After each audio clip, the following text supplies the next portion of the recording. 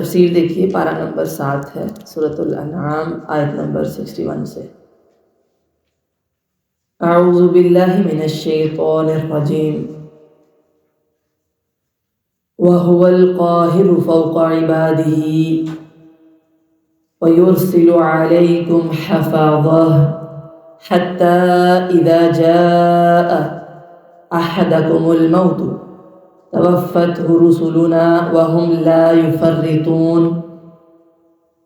اور وہی اپنے بندوں پر غالب ہے اور وہ تم پر کئی محافظ بھیجتا ہے، یہاں تک کہ جب تمہارے کسی ایک کو موت آتی ہے اسے ہمارے بھیجے ہوئے قبض کر لیتے ہیں اور وہ کوتاہی نہیں کرتے۔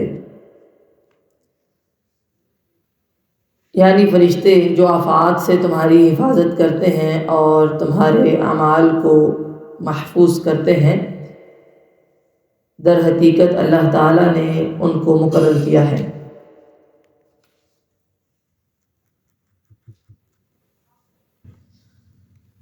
سورہ رعد آیت نمبر 11 میں اللہ تعالیٰ فرماتے ہیں لَهُ مُعَقِّبَاتٌ مِّن بَيْنِ يَدَيْهِ وَمِنْ خَلْفِهِ يَحْفَظُونَهُ مِنْ أَمْرِ اللَّهِ۔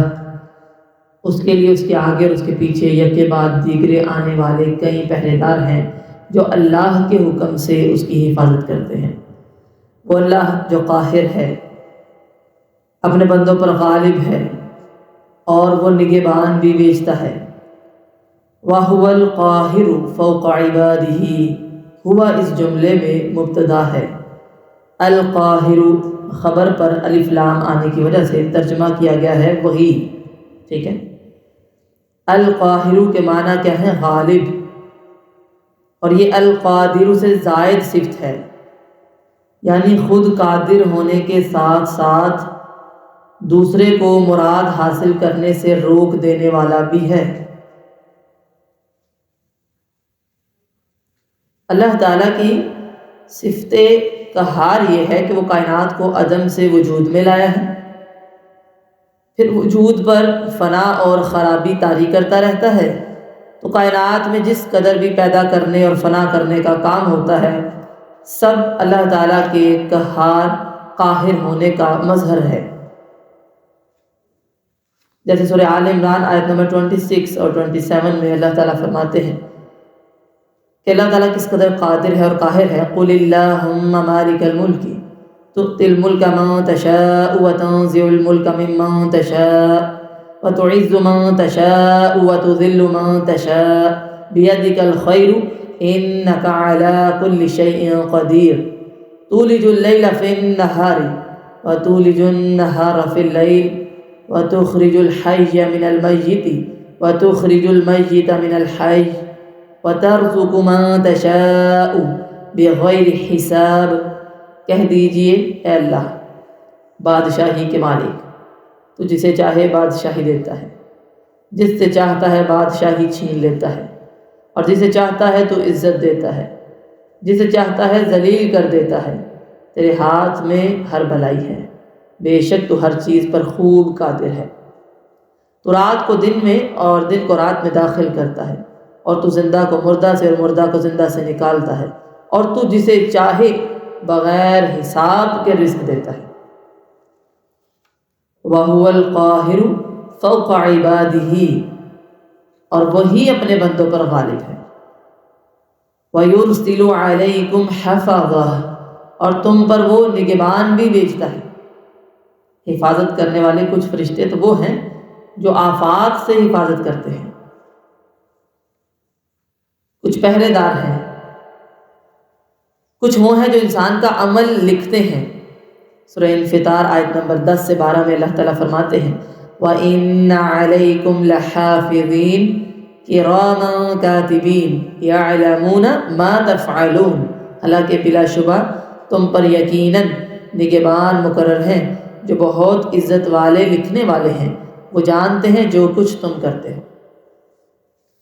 اسی طرح سورہ قاف آیت نمبر 17 اور 18 میں اللہ تعالیٰ فرماتے ہیں اِذْ يَتَلَقَّى الْمُتَلَقِّيَانِ عَنِ الْيَمِينِ وَعَنِ الشِّمَالِ قَعِيدٌ مَا يَلْفِظُ مِن قَوْلٍ إِلَّا لَدَيْهِ رَقِيبٌ عَتِيدٌ۔ جب اس کے ہر قول اور فعل کو دو لینے والے لیتے ہیں جو دائیں طرف اور بائیں طرف بیٹھے ہیں۔ وہ آدمی، وہ شخص، وہ انسان کوئی بھی بات نہیں بولتا مگر اس کے پاس ایک تیار نگران ہوتا ہے جو لکھ لیتا ہے، جس کا کام یہ ہے۔ حضرت ابو ہریرہ بیان کرتے ہیں کہ رسول اللہ صلی اللہ علیہ وسلم نے فرمایا، تم میں رات اور دن کے فرشتے ایک دوسرے کے پیچھے باری باری آتے رہتے ہیں۔ عصر اور فجر کی نماز میں وہ سب جمع ہو جاتے ہیں، پھر وہ فرشتے جو رات کو تم میں رہے تھے وہ اوپر چڑھتے ہیں، تو اللہ تعالیٰ باوجود اس کے کہ وہ تم سے خوب واقف ہوتا ہے ان سے پوچھتا ہے، تم نے میرے بندوں کو کس حال میں چھوڑا؟ فرشتے عرض کرتے ہیں، ہم نے ان کو چھوڑا تو وہ نماز پڑھ رہے تھے، اور جب ہم ان کے پاس گئے تب بھی وہ نماز ہی پڑھ رہے تھے۔ یہ اچھی گواہی ہوتی ہے، بخاری کی روایت ہے۔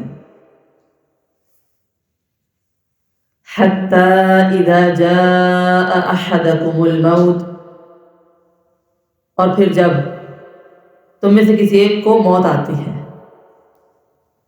توفته رسلنا، تو ہمارے بھیجے ہوئے فرشتے اس کی روح کو نکالتے ہیں۔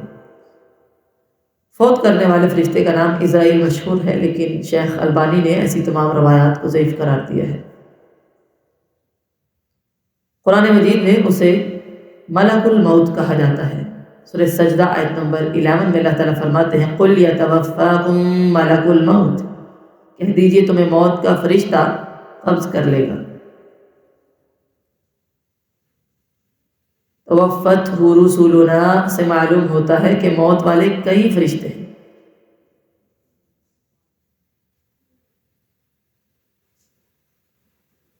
اور کئی آیات میں یہ ذکر آتا ہے کہ اللہ تعالیٰ روح کو قبض کرتا ہے۔ اللہ یتوفی الانفس حین موتها، سورہ زمر آیت نمبر 42۔ اللہ تعالیٰ جانوں کو ان کی موت کے وقت نکالتا ہے، قبض کرتا ہے۔ ان تمام آیات کو اگر ہم دیکھیں تو صحیح بات یہ معلوم ہوتی ہے کہ روح نکالنے والا، قبض کرنے والا تو اللہ تعالیٰ ہی ہے، جس کے حکم سے سب کچھ ہوتا ہے۔ پھر ملک الموت جو اکثر علماء کے نزدیک ایک ہی ہے، البتہ اس کے معاون رحمت اور عذاب کے فرشتے کئی ہیں، جیسا کہ احادیث میں بھی آیا ہے۔ وہ معاون ہوتے ہیں سارے۔ وَهُمْ لَا يُفَرِّطُونَ، یعنی جس کی جان نکالتے ہیں، قبض کرتے ہیں اللہ کے حکم سے، اس کے مقررہ وقت پر کرتے ہیں، نہ اس وقت سے پہلے کرتے ہیں نہ اس کے بعد کرتے ہیں۔ جب موت کا وقت آ جائے گا تو روح قبض کرنے والا فرشتہ اور دوسرے مددگار فرشتے آ کر بغیر کسی تاخیر کے اس کی روح کو نکال لیں گے، اور اللہ کے حکم کے مطابق اگر نیک روح ہوگی تو علیین میں جائے گی، فاجر ہوگی تو سجین میں جائے گی۔ اور آگے فرمایا کہ قیامت کے دن تمام روحوں کی پیشی اللہ کے حضور ہوگی، اور وہ ان کے بارے میں اپنے فیصلے صادر فرمائے گا اور ان سے حساب لے گا۔ حضرت ابو ہریرہ رضی اللہ تعالیٰ عنہ بیان کرتے ہیں کہ رسول اللہ صلی اللہ علیہ وسلم نے فرمایا، بے شک میت کے پاس فرشتے آ جاتے ہیں، اگر آدمی نیک ہو تو وہ کہتے ہیں، اے پاک جان نکلا کہ تو پاک جسم میں تھی، نکلا تو قابل ستائش ہے، تجھے سکون، خوشبودار پھولوں اور ناراض نہ ہونے والے رب کی خوشبری ہو۔ اس سے بار بار یہ کہا جاتا ہے حتیٰ کہ روح نکل آتی ہے، پھر اسے آسمان تک پہنچا دیا جاتا ہے، اس کے لیے دروازہ کھولنے کا کہا جاتا ہے، پوچھا جاتا ہے کون ہے، کہا جاتا ہے کہ فلاں ہے، وہ کہتے ہیں پاک نفس کو خوش آمدید ہو، اچھے جسم میں تھی، داخل ہو جا اس حال میں کہ تو قابل تعریف ہے، تجھے آرام، خوشبودار پھول اور ناراض نہ ہونے والے رب کی خوشبری ہو۔ ہمیشہ اسے یہی کہا جاتا ہے حتیٰ کہ اسے آسمان کی طرف پہنچا دیا جاتا ہے جہاں اللہ تعالیٰ کی ذات گرامی ہے اور اگر آدمی برا ہو تو فرشتے اسے کہتے ہیں اے خبیث جان نکل آ، تو خبیث جسم میں تھی، نکل آ، تو قابل مذمت ہے، تجھے گرم پانی پیپ، اور اس طرح کے بہت اور عذابوں کی خوشخبری ہو، اور بار بار یہی کہا جاتا ہے حتیٰ کہ وہ باہر نکل آتی ہے۔ پھر جب آسمان کھولنے کا کہا جاتا ہے تو ادھر سے پوچھا جاتا ہے کہ کون ہے؟ جواب دیا جاتا ہے فلاں ہے۔ تو کہا جاتا ہے اس خبیث جان کو جو خبیث جسم میں تھی ہرگز خوش آمدید نہیں، تو واپس لوٹ جا، تو قابل مذمت ہے، اور اس کے لیے آسمان کے دروازے نہیں کھولے جا سکتے۔ چنانچہ اسے آسمان سے واپس لوٹا دیا جاتا ہے۔ مسند احمد کی روایت ہے۔ اسی طرح حضرت عائشہ صدیقہ بیان کرتی ہیں کہ پھر نیک آدمی کو بٹھایا جاتا ہے یعنی قبر میں، اور اس سے کہا جاتا ہے تو کس دین پر تھا؟ وہ کہتا ہے دین اسلام پر۔ پھر اس سے پوچھا جاتا ہے کہ تو اس شخص کے متعلق کیا کہتا ہے؟ وہ جواب دیتا ہے محمد صلی اللہ علیہ وسلم اللہ تعالیٰ کے رسول ہے، ہمارے پاس وہ اللہ کی طرف سے واضح دلائل اور کھلی نشانیاں لے کر آئے تھے، سو ہم نے ان کی تصدیق کی۔ تو اس کے لیے آگ کی طرف ایک کھڑکی کھولی جاتی ہے اور وہ دوزخ کو دیکھتا ہے کہ وہ ایک دوسرے کو کھا رہی ہے۔ اس سے کہا جاتا ہے کہ اللہ تعالیٰ نے تجھے اس سے بچا لیا۔ پھر اس کے لیے جنت کی طرف کھڑکی کھول دی جاتی ہے، وہ اس کے رونق اور نعمتیں دیکھتا ہے، اور اسے کہا جاتا ہے یہی تیرا ٹھکانہ ہے، اور اس سے کہا جاتا ہے تو دنیا میں یقین پر تھا اور اسی پر فوت ہوا، اور اللہ چاہے تو یقین ہی پر اٹھے گا۔ یہ اپنے ٹیبل بنا لینے نیک آدمی کا انجام اور برے آدمی کا انجام۔ اور جب برے آدمی کو قبر میں بٹھایا جاتا ہے تو وہ پریشان اور گھبرایا ہوا ہوتا ہے۔ اس سے کہا جاتا ہے تو کس دین پر تھا؟ وہ کہتا ہے مجھے نہیں پتا۔ پھر پوچھا جاتا ہے تو اس شخص کے متعلق کیا کہتا ہے جو تم میں بھیجا گیا تھا؟ وہ کہتا ہے میں نے لوگوں کو کچھ کہتے ہوئے سنا تھا، تو میں نے بھی ویسے ہی کہہ دیا جیسے لوگ کہتے تھے۔ تو اس کے لیے جنت کی طرف ایک کھڑکی کھولی جاتی ہے، وہ اس کے رونق تر و تازگی دیکھتا ہے، تو اس سے کہا جاتا ہے اس کی طرف دیکھ، اللہ تعالیٰ نے تجھے اس سے محروم کر دیا ہے۔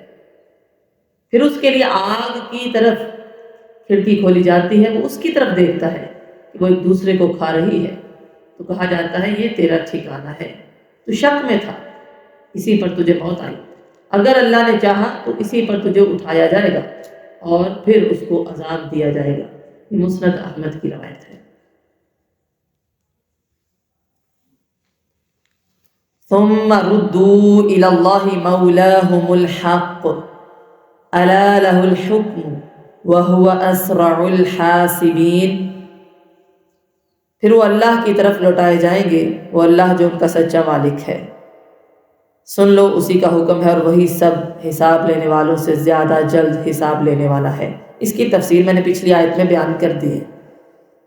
پھر اللہ تعالیٰ جو ان کا سچا مالک ہے، جس نے اپنے حکم سے انہیں دنیا میں بھیجا تھا، مرنے کے بعد اسی اللہ کی طرف لوٹائے جائیں گے اور سوالات ہوں گے۔ آخرت میں بھی اسی اللہ کی طرف لوٹائے جائیں گے اور سوالات کیے جائیں گے۔ قُلْ مَن يُنَجِّيكُم مِّن ظُلُمَاتِ الْبَرِّ وَالْبَحْرِ تَدْعُونَهُ تَضَرُّعًا وَخُفْيَةً لَئِنْ أَنجَانَا مِنْ هَٰذِهِ لَنَكُونَنَّ مِنَ الشَّاكِرِينَ۔ کہہ دیجئے کون تمہیں خشکی اور سمندر کے اندھیروں سے نجات دیتا ہے؟ تم اسے گڑ گڑا کر اور خفیہ طریقے سے پکارتے ہو کہ بے شک اگر وہ ہمیں اس سے نجات دے دے تو ہم ضرور شکر ادا کرنے والوں میں سے ہو جائیں گے۔ یہ حالت ان مشرکوں کی تھی جو آپ صلی اللہ علیہ وسلم کے زمانے میں تھے۔ ہمارے زمانے میں مسلمان کہلانے والے کئی ایسے لوگ ہیں جو مشکل میں بھی ہوں تب بھی دوسروں کو ہی پکارتے رہتے ہیں۔ اللہ تعالیٰ نے اپنے بندوں پر احسان کرتے ہوئے فرمایا ہے کہ وہ بر اور بحر اس کی طریقوں میں مجبور، پریشان، جنگلوں اور صحراؤں میں حیران، اور دریاؤں اور سمندروں کی موجوں اور طوفانوں کی لپیٹوں میں آئے ہوئے لوگوں کو اس وقت نجات عطا فرما دیتا ہے جب وہ اسی وحدہ لا شریک لہ سے دعا کرتے ہیں اور اللہ سے وعدہ کرتے ہیں کہ اس مصیبت سے نجات دے دی تو ہم بھی شکر گزار بندے بن جائیں گے اور شرک نہیں کریں گے۔ قل اللہ ینجیکم منہا وَمِن كُلِّ كَرْبٍ ثُمَّ أَنتُمْ تُشْرِكُونَ، کہہ دیجئے اللہ تمہیں اس سے نجات دیتا ہے اور ہر بے قراری سے بھی، پھر بھی تم شریک بناتے ہو۔ اس مصیبت سے اور ہر مصیبت سے صرف اللہ ہی نجات دیتا ہے، لیکن ان کی فطرت میں شرک ہے۔ جب نجات پا جاتے ہیں پھر اپنے وعدے بھول جاتے ہیں اور اپنا مشکل کشا کسی اور کو سمجھنا شروع کر دیتے ہیں۔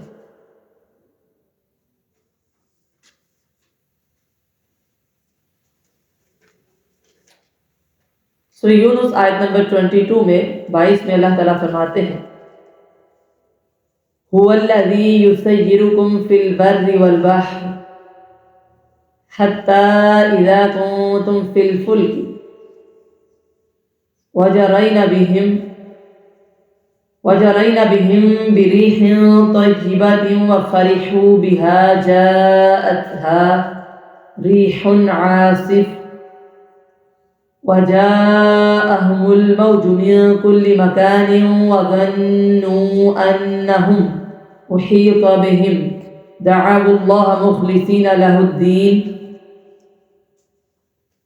لئن أنجيتنا من هذه لنكونن من الشاكرين، وہی ہے جو تمہیں خشکی اور سمندر میں چلاتا ہے یہاں تک کہ جب تم کشتیوں میں ہوتے ہو اور وہ انہیں لے کر عمدہ ہوا کے ساتھ چل پڑتی ہیں اور وہ اس پر خوش ہوتے ہیں تو ان کشتیوں پر سخت تیز ہوا آ جاتی ہے اور ان پر ہر جگہ سے موج آ جاتی ہے اور وہ یقین کر لیتے ہیں کہ بے شک ان کو گھیر لیا گیا ہے، تو اللہ کو اس طرح پکارتے ہیں کہ ہر عبادت کو اس کے لیے خالص کرنے والے ہوتے ہیں۔ یقیناً اگر تو نے ہمیں اس سے نجات دے دی تو ہم ضرور ہی شکر کرنے والوں میں سے ہو جائیں گے۔ اس طرح اللہ تعالیٰ سے دعائیں کرتے ہیں۔ اسی طرح سورہ عنکبوت آیت نمبر 65 میں اللہ تعالیٰ فرماتے ہیں فَإِذَا رَكِبُوا فِي الْفُلْكِ دَعَوُا اللَّهَ مُخْلِصِينَ لَهُ الدِّينَ فَلَمَّا نَجَّاهُمْ إِلَى الْبَرِّ إِذَا هُمْ يُشْرِكُونَ، پھر جب وہ کشتی میں سوار ہوتے ہیں تو اللہ کو پکارتے ہیں اس حال میں کہ اسی کی عبادت کو خالص کرنے والے ہوتے ہیں، پھر جب وہ انہیں خشکی کی طرف نجات دے دیتا ہے تو اچانک وہ شریک بنا رہے ہوتے ہیں، باز نہیں آتے۔ پھر بھی سورہ بنی اسرائیل آیت نمبر 67 میں اللہ تعالیٰ فرماتے ہیں وَإِذَا مَسَّكُمُ الضُّرُّ فِي الْبَحْرِ ضَلَّ مَن تَدْعُونَ إِلَّا إِيَّاهُ فَلَمَّا نَجَّاكُمْ إِلَى الْبَرِّ أَعْرَضْتُمْ وَكَانَ الْإِنسَانُ كَفُورًا، اور جب تمہیں سمندر میں تکلیف پہنچتی ہے تو اس کے سوا تم جنہیں پکارتے ہو وہ گم ہو جاتے ہیں، پھر جب وہ تمہیں بچا کر خشکی کی طرف لے کر آتا ہے تو تم منہ پھیر لیتے ہو، اور انسان ہمیشہ سے بہت ناشکرا ہے۔ حضرت سعد بن ابی وقاص بیان کرتے ہیں کہ فتح مکہ کے دن آپ صلی اللہ علیہ وسلم نے جب اکرمہ بن ابی جہل کے قتل کا حکم دیا تھا تو اکرمہ مکہ سے بھاگ نکلا۔ آئین سے ہے، یہ آئین سے ہے اکرمہ، ٹھیک ہے، یہاں تک کہ بحر احمر کے کنارے پہنچا اور ایک کشتی پر سوار ہو کر علاقہ بدر ہونے لگا۔ کشتی جب سمندر کے درمیان پہنچی تو طوفان میں پھنس گئی۔ کشتی میں سوار لوگ کہنے لگے اب صرف ایک اللہ کو پکارو، کیونکہ اس طوفان میں تمہارے مشکل کشا تمہیں کام نہیں آ سکتے۔ مشرکین کی یہ بات سن کر اکرمہ کہنے لگے اگر سمندر میں ایک اللہ کے سوا کوئی دوسرا کشتی پار نہیں لگا سکتا، تو اللہ کی قسم زمین پر بھی اللہ کے سوا کوئی دوسرا نہیں جو زندگی کو سنوار سکے۔ اے اللہ میں تجھ سے پکا وعدہ کرتا ہوں، اگر تو نے مجھے اس طوفان سے زندہ سلامت نکال دیا تو میں رسول اللہ صلی اللہ علیہ وسلم کے پاس جا کر ضرور ان کے ہاتھ میں اپنا ہاتھ دے دوں گا، اور یقیناً تو درگزر کرنے والا کریم اور مہربان ہے۔ یہ نسائی کی روایت ہے۔ لیکن دکھ کی بات یہ ہے کہ ہمارے زمانے میں مسلمان کہلانے والے کئی ایسے لوگ ہیں جو مشکل میں بھی اللہ کو نہیں پکارتے۔ تو اللہ تعالیٰ نے ان مشرکین کی حالت بیان کی کہ پریشانی میں تو اللہ کو پکارتے ہیں، لیکن جب پریشانی دور ہو جاتی ہے اور اللہ ہی دور کرتا ہے تو پھر اللہ کے ساتھ شریک ٹھہراتے ہیں، شرک کرنا شروع کر دیتے ہیں۔ قل هو القادر على أن يبعث عليكم عذابا من فوقكم أو من تحت أرجلكم أو يلبسكم شيعا ويذيق بعضكم بأس بعض انظر كيف نصرف الآيات لعلهم يفقهون۔ کہہ دیجئے وہی اس پر قادر ہے کہ تم پر تمہارے اوپر سے عذاب بھیج دے یا تمہارے پاؤں کے نیچے سے، یا تمہیں مختلف گروہ بنا کر گتھم گتھا کر دے اور تمہارے بعض کو بعض کی لڑائی کا مزہ چکھائے۔ دیکھ ہم کیسے آیات کو پھیر پھیر کر بیان کرتے ہیں تاکہ وہ سمجھیں۔ اوپر سے عذاب، اس سے مراد جیسے بارش کی کثرت، طوفان، بجلی، اولے اور آندھی وغیرہ ہے، یا پھر ظالم حکمران، یا پھر عورت کے لیے اس پر ظلم کرنے والا خامد، اور نیچے سے عذاب جیسے زلزلہ، قحط، زمین میں دھنس جانا، یا پھر ایسے متحد لوگ جو بددیانت ہوں، یا خیانت کرنے والی بیوی۔ کہہ دیجئے وہی اللہ قادر ہے، چاہے تو اوپر سے عذاب نازل کرے، چاہے پیر کے نیچے سے، چاہے فرقے فرقے بنا کر آپس میں لڑا دے۔ فرقہ بندی اختلاف سے پیدا ہوتی ہے، لہٰذا اختلاف کو ختم کر دینا چاہیے اور سب کو مل کر اللہ کی رسی کو مضبوطی سے پکڑ لینا چاہیے۔ اس آیت سے یہ نہ سمجھا جائے کہ ان عذابات سے صرف کفار کو ڈرایا جا رہا ہے، نہیں، بلکہ ایمان والوں کو بھی خبردار کیا جا رہا ہے۔ او یلبسکم شیعا، یعنی مختلف گروہ بنا کر انہیں آپس میں گتھم گتھا کر دے، یہ لڑائی بھی خوفناک عذاب ہے۔ حضرت سعد بن ابی وقاص سے روایت ہے کہ آپ صلی اللہ علیہ وسلم نے فرمایا، میں نے اپنے رب سے 3 دعائیں کی ہیں۔ نمبر 1، میں نے اللہ تعالیٰ سے دعا کی کہ میری ساری امت کو غرق کر کے ہلاک نہ کرے، تو اللہ تعالیٰ نے میری یہ دعا قبول فرما دی۔ نمبر 2، میں نے دعا کی اللہ تعالیٰ میری ساری امت کو قحط میں مبتلا نہ کرے، تو اللہ تعالیٰ نے میری اس دعا کو بھی قبول فرما لیا۔ نمبر 3، میں نے دعا کی کہ میری امت کو آپس میں اختلاف اور انتشار سے بچائے، تو اللہ تعالیٰ نے میری اس دعا کو قبول نہیں فرمایا۔ یہ مسلم کی روایت ہے۔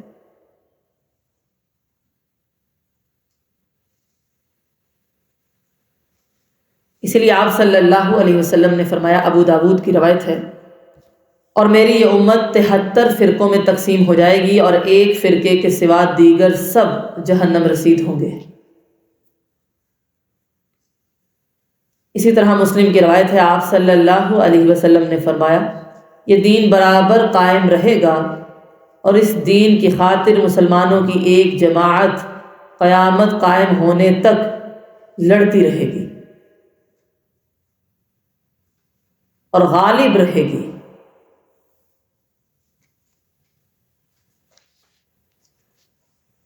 کہہ دیجئے وہی اللہ اس پر قادر ہے کہ تم پر تمہارے اوپر سے عذاب بھیج دے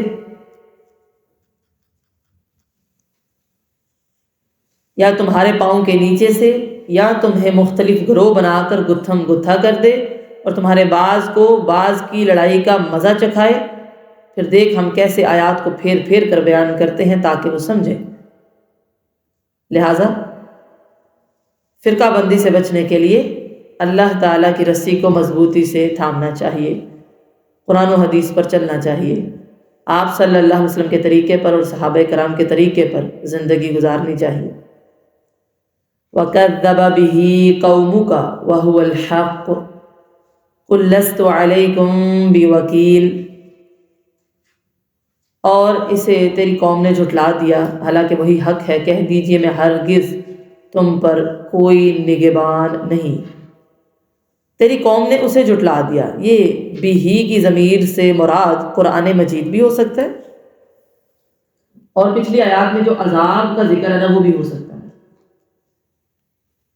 قُلْ لَسْتُ عَلَيْكُمْ بِوَكِيلٍ، یعنی میرا یہ کام نہیں ہے کہ تمہارے جھٹلا دینے اور بدتمیزی کرنے پر خود عذاب نازل کر دوں، میرا کام تو صرف یہ ہے کہ تمہیں اللہ تعالیٰ کا پیغام پہنچا دوں اور نہ ماننے والوں کو اس کی سزا بتا دوں، اس کے بعد عذاب بھیجنا یا نہ بھیجنا اللہ کے اختیار میں ہے، اور اس سے بچنے کی فکر کرنا تمہارا کام ہے۔ سورۃ الکہف آیت نمبر 29 میں اللہ تعالیٰ فرماتے ہیں وَقُلِ الْحَقُّ مِن رَبِّكُمْ فَمَن شَاءَ فَلْيُؤْمِن وَمَن شَاءَ فَلْيَكْفُرْ، اور کہہ دیجیے یہ حق تمہارے رب کی طرف سے ہے، جو چاہے ایمان لائے جو چاہے کفر کرے، حساب تو پھر اللہ نے لینا ہے۔ لِكُلِّ نَبَإٍ مُسْتَقَرٌّ وَسَوْفَ تَعْلَمُونَ، ہر خبر کے لیے واقع ہونے کا ایک وقت ہے اور تم ان قریب جان لو گے۔ اس آیت میں کفار کے لیے ایک دھمکی ہے، یعنی اللہ تعالیٰ کی دی ہوئی خبر غلط نہیں ہو سکتی، یعنی اللہ کے ہر فیصلے کے وقوع پذیر ہونے کا ایک وقت مقرر ہے، اور میں نے تمہیں قرآن اور رسول کی تکذیب اور شرک کا انجام بتا دیا ہے کہ تمہیں ایک دن عذاب آ دبوچے گا۔ اس عذاب سے مراد آخرت کا عذاب بھی ہے، اور وہ عذاب بھی جو دنیا میں کفار پر لڑائی، خوف اور قحط کی صورت میں نازل ہوا، اور میدان بدر میں بھی جس کی ایک جھلک مکہ کے سرداروں نے دیکھی۔ اسی طرح سورۃ الانعام آیت نمبر 4 اور 5 میں آپ یہ مضمون پیچھے پڑھ کر آئے ہیں وَمَا تَأْتِيهِم مِّنْ آيَةٍ مِّنْ آيَاتِ رَبِّهِمْ إِلَّا كَانُوا عَنْهَا مُعْرِضِينَ فَقَدْ كَذَّبُوا بِالْحَقِّ لَمَّا جَاءَهُمْ فَسَوْفَ يَأْتِيهِمْ أَنبَاءُ مَا كَانُوا بِهِ يَسْتَهْزِئُونَ، اور ان کے پاس ان کے رب کی نشانیوں میں سے کوئی نشانی نہیں آتی مگر وہ اس سے منہ پھیرنے والے ہوتے ہیں۔ بس بے شک انہوں نے حق کو جھٹلا دیا، جب وہ ان کے پاس آیا تو ان قریب ان کے پاس اس کی خبریں آ جائیں گی جس کا وہ مذاق اڑایا کرتے تھے۔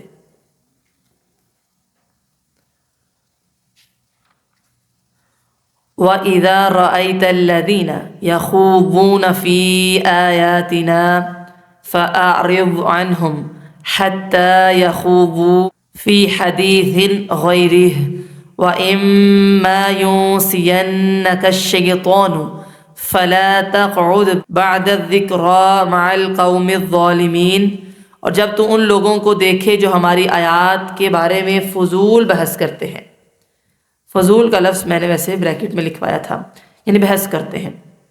وَإِذَا رَأَيْتَ الَّذِينَ يَخُوضُونَ فِي آيَاتِنَا، جب تو ایسے لوگوں کو دیکھے جو ہماری آیات میں بحث کرتے ہیں، کرنا کیا ہے؟ فَأَعْرِضْ عَنْهُمْ، لہٰذا ان سے اعراض کر۔ کب تک؟ حَتَّى يَخُوضُوا فِي حَدِيثٍ غَيْرِهِ، یہاں تک کہ وہ اس کے علاوہ کسی اور بات میں مشغول ہو جائے، اور اگر کبھی ایسا ہو جائے وَإِمَّا يُنْسِيَنَّكَ الشَّيْطَانُ، اگر کبھی شیطان تجھے ضرور ہی بھلا دے یہ بات کہ میں نے ان سے کنارہ کشی کرنی ہے، فَلَا تَقْعُدْ بَعْدَ الذِّكْرَى مَعَ الْقَوْمِ الظَّالِمِينَ، تو یاد آنے کے بعد ایسے ظالم لوگوں کے ساتھ مت بیٹھ، ان کے ساتھ بیٹھنا بھی نہیں ہے۔ یعنی جب تم ایسے لوگوں کی مجلس دیکھو جو اللہ تعالیٰ اور اس کے رسول کے احکام کا مذاق اڑا رہے ہوں، یا عملاً ان کی بے قدری کر رہے ہوں، یا وہ اہل بدعت ہوں جو اپنی بے جا تعویلوں اور تحریفات سے اللہ کی آیات کو توڑ کر پیش کر رہے ہوں، یا ان پر نکتہ چینی کر رہے ہوں، یا الٹے سیدھے معانی پہنا کر ان کا مذاق اڑا رہے ہوں، عملاً بے قدری کر رہے ہوں، اللہ تعالیٰ کی آیات کا انکار کر رہے ہوں، تو اس مجلس سے اس وقت تک کنارہ کرو جب تک وہ کسی دوسری باتوں میں مشغول نہ ہو جائے۔ اور اگر شیطان کے بلانے سے اس مجلس میں بیٹھ ہی جاؤ تو یاد آنے کے بعد ان ظالموں کی مجلس میں بیٹھے نہ رہو۔ یہ حکم پہلے بھی آ چکا ہے، سورہ النساء آیت نمبر 140 میں آپ نے پڑھا تھا۔ اللہ تعالیٰ فرماتے ہیں وَقَدْ نَزَّلَ عَلَيْكُمْ فِي الْكِتَابِ أَنْ إِذَا سَمِعْتُمْ آيَاتِ اللَّهِ يُكْفَرُ بِهَا وَيُسْتَهْزَأُ بِهَا فَلَا تَقْعُدُوا مَعَهُمْ حَتَّى يَخُوضُوا فِي حَدِيثٍ غَيْرِهِ إِنَّكُمْ إِذًا مِثْلُهُمْ إِنَّ اللَّهَ جَامِعُ الْمُنَافِقِينَ وَالْكَافِرِينَ فی جہنم جمیعا۔ آج جو آیت ابھی ہم پڑھ رہے ہیں اس کو آپ نے ہائی لائٹ کرنا ہے۔ پیچھے مجھے امید ہے کہ سورہ النساء کی اس آیت کو بھی میں نے ہائی لائٹ کروایا ہوگا۔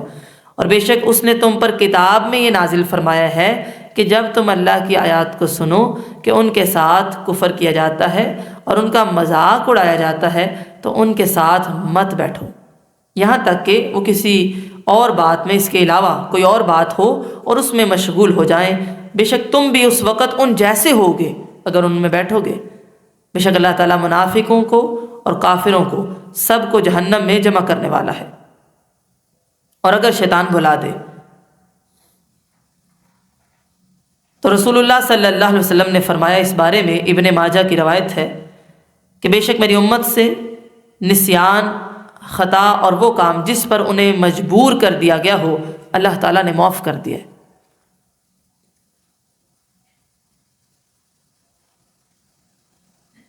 وَمَا عَلَى الَّذِينَ يَتَّقُونَ مِنْ حِسَابِهِمْ مِنْ شَيْءٍ وَلَكِنْ ذِكْرَى لَعَلَّهُمْ يَتَّقُونَ، اور ان لوگوں کے ذمے جو بچتے ہیں ان کے حساب میں سے کوئی چیز نہیں اور لیکن یاد دہانی ہے تاکہ وہ بچ جائیں۔ شاہ عبد القادر کہتے ہیں کہ اگر کوئی متقی شخص چاہے کہ ایسے جاہلوں کے پاس نصیحت کے لیے بھی نہ بیٹھے تو اس کے متعلق فرمایا کہ اگر وہ نہ بیٹھے تو اس پر ان کے گمراہ رہنے کا کوئی گناہ نہیں، البتہ انہیں نصیحت کرے تو بہتر ہے، کیونکہ ہو سکتا ہے وہ ڈر جائیں اور نصیحت کرنے کا اجر اس بندے کو مل جائے۔ اور یہ معنی بھی ہو سکتا ہے کہ پرہیزگار لوگ اگر ان کی مجلس میں صرف نصیحت کے لیے بیٹھیں، نصیحت کریں تو حرج نہیں، لیکن ہم نے جو کنارہ کرنے کا حکم دیا ہے تو اس نصیحت کے پیش نظر کہ شاید تمہارے کنارہ کرنے کی وجہ سے وہ اس قسم کی بےہودگی سے باز آ جائیں۔ یہ دو طرح کے اس کے معنی ہیں، یعنی جو لوگ ایسی مجالس سے اجتناب کریں گے تو وہ گناہ سے محفوظ رہیں گے۔ اس آیت سے معلوم ہوتا ہے کہ گناہ گاروں کو نصیحت کرتے رہنا چاہیے، بالکل نہیں چھوڑ دینا۔ ہاں اس وقت جب وہ کوئی کام برا کر رہے ہیں، اللہ تعالیٰ کی آیات کا انکار کر رہے ہیں، تو آپ اس جگہ سے اٹھ جاتے ہیں، اس مجلس کو چھوڑ دیتے ہیں، لیکن ان کو نصیحت کرنی ہے۔ ہر مسلمان پر نصیحت کرنا اور تبلیغ کرنا فرض ہے، لوگوں کو سمجھاتے رہنا چاہیے ایسے مواقعوں سے پہلے بھی۔ اگر وہ نہیں مانتے تو ان کے اعمال بد کا ان نصیحت کرنے والوں پر کوئی وبال نہیں پڑے گا۔ سورہ مائدہ آیت نمبر 105 میں اللہ تعالیٰ فرماتے ہیں یا ایھا الذین آمنوا علیکم انفسکم لا یضرکم من ضل اذا اہتدیتم الی اللہ مرجعکم جمیعا فینبئکم بما کنتم تعملون۔ اے مومنو، تم پر اپنی جانوں کا بچاؤ لازم ہے، تمہیں وہ شخص نقصان نہیں پہنچائے گا جو گمراہ ہے جب تم ہدایت پا چکے، اللہ ہی کی طرف تم سب کو لوٹ کر جانا ہے، پھر وہ تمہیں بتائے گا جو کچھ تم کیا کرتے تھے۔ اسی طرح رسول اللہ صلی اللہ علیہ وسلم نے فرمایا، مسلم کی روایت ہے، جو شخص تم میں سے کسی منکر کام کو دیکھے اس کو اپنے ہاتھ سے مٹا دے، اگر اتنی طاقت نہ ہو تو زبان سے، اگر یہ طاقت بھی نہ ہو تو دل سے برا جانے، اور یہ ایمان کا سب سے کم درجہ ہے۔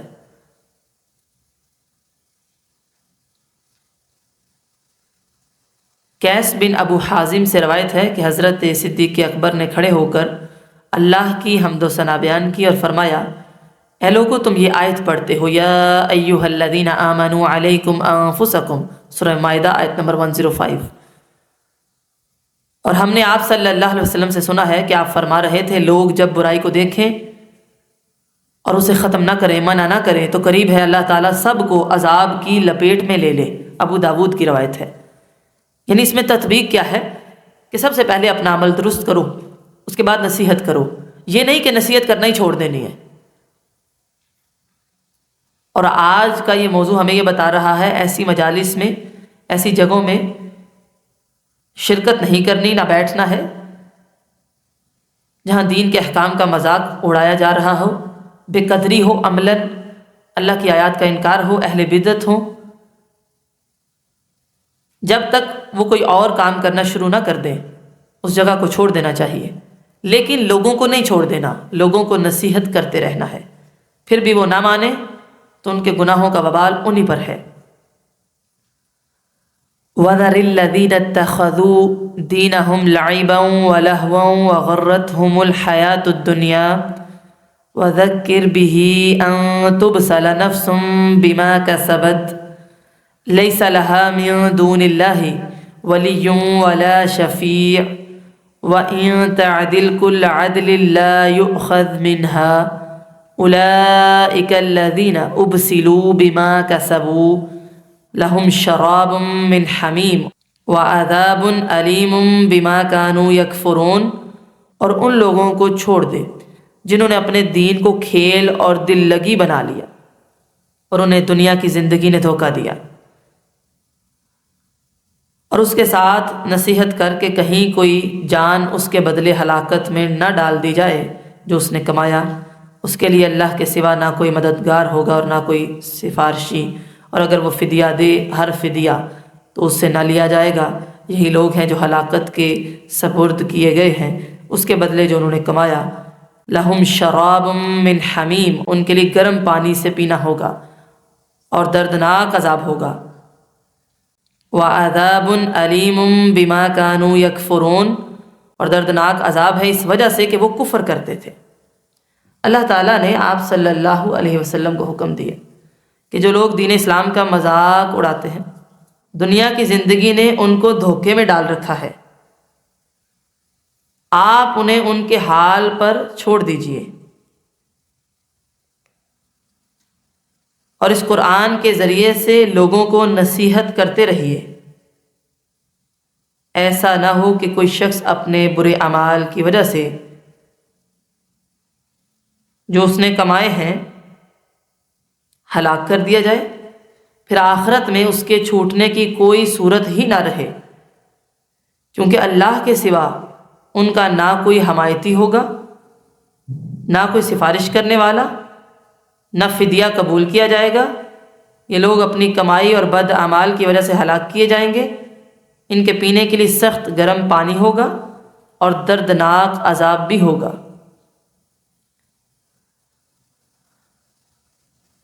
سورہ بقرہ آیت نمبر 48 میں آپ پڑھ چکے ہیں۔ اللہ تعالیٰ فرماتے ہیں وَاتَّقُوا يَوْمًا لَا تَجْزِي نَفْسٌ عَن نَفْسٍ شَيْئًا وَلَا يُقْبَلُ مِنْهَا شَفَاعَةٌ وَلَا يُؤْخَذُ مِنْهَا عَدْلٌ وَلَا هُمْ يُنصَرُونَ۔ اور اس دن سے ڈر جاؤ، بچ جاؤ جب نہ کوئی جان کسی جان کے کچھ کام آئے گی اور نہ اس سے کوئی سفارش قبول کی جائے گی، نہ کوئی فدیہ لیا جائے گا اور نہ ان کی مدد کی جائے گی۔ سورہ زمر آیت نمبر 44 میں اللہ تعالیٰ فرماتے ہیں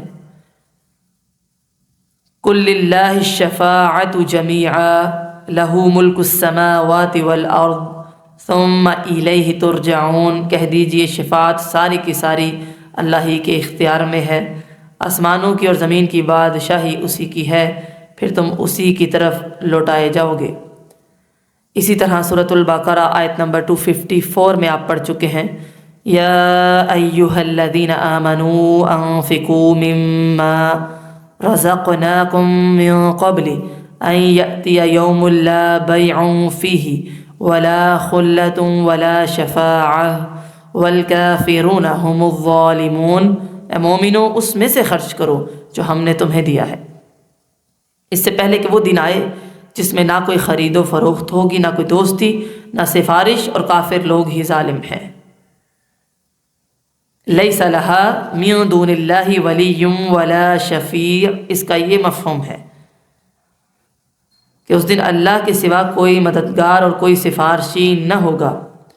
وَإِن تَعْدِلْ كُلَّ عَدْلٍ لَا يُؤْخَذْ مِنْهَا، یعنی خواہ وہ دنیا کی ہر چیز کو خرچ کر دے پھر بھی وہ فدیہ اس سے قبول نہ کیا جائے گا۔ لَهُمْ شَرَابٌ مِّنْ حَمِيمٍ وَعَذَابٌ أَلِيمٌ بِمَا كَانُوا يَكْفُرُونَ، اور ان کے لیے کھولتا ہوا پانی ہوگا اور دردناک عذاب، وجہ کیا ہے کہ وہ کفر کیا کرتے تھے۔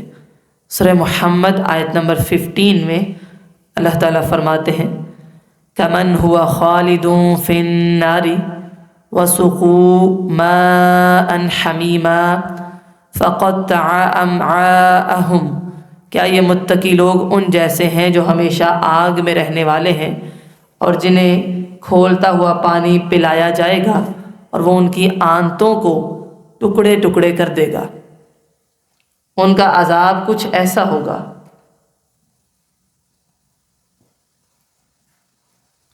رسول اللہ صلی اللہ علیہ وسلم نے فرمایا، جہنم میں سب سے ہلکا عذاب اس آدمی کو ہوگا جسے آگ کی جوتیاں پہنائی جائیں گی جس سے اس کا دماغ کھولنے لگے گا، یہ مسلم کی روایت ہے۔ اسی طرح سورہ واقعہ آیت نمبر 51 سے 56 تک اللہ تعالیٰ فرماتے ہیں، ثم انکم ایھا الضالون المکذبون لآکلون من شجر من زقوم فمالئون منہ البطون فشاربون علیہ من الحمیم فشاربون شرب الہیم ھذا نزلہم یوم الدین، پھر بے شک تم اے گمراہو جھٹلانے والو یقیناً تمہیں زقوم درخت سے کھانے کو دیا جائے گا، فمالئون منہ البطون، پھر اس سے تم اپنے پیٹوں کو بھرو گے، اور اس پر کھولتا ہوا پانی بھی پینے کے لیے دیا جائے گا، پھر پیاس کی بیماری والے اونٹوں کے پینے کی طرح تم پیو گے، اور یہ بدلے کے دن ان کی مہمانی ہوگی۔ وجہ کیا ہے؟ بما کانوا یکفرون، اس وجہ سے کہ وہ کفر کیا کرتے تھے۔ لہذا ان لوگوں کو چھوڑ دیجئے، ان کی صحبت بھی اختیار نہیں کرنی۔ کون لوگ؟ جو دین کو کھیل اور تماشا بناتے ہیں اور دنیا کی زندگی نے ان کو دھوکے میں ڈال دیا ہے۔ اور نصیحت کیجئے کہ ان کی وجہ سے وہ خود بھی ہلاکت میں جا رہے ہیں اور دوسروں کو بھی ہلاکت میں بھیجتے ہیں۔ قیامت کے دن اللہ کے سوا ان کی مدد کرنے والا، سفارش کرنے والا کوئی نہ ہوگا، نہ فدیہ قبول کیا جائے گا۔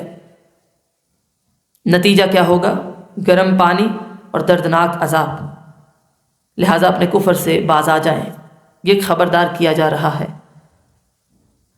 اللہ تعالیٰ کہنے اور سننے سے زیادہ عمل کی توفیق عطا فرمائے۔ سبحانک اللہم و بحمدک، نشہد ان لا الہ الا انت، نستغفرک و نتوب الیک۔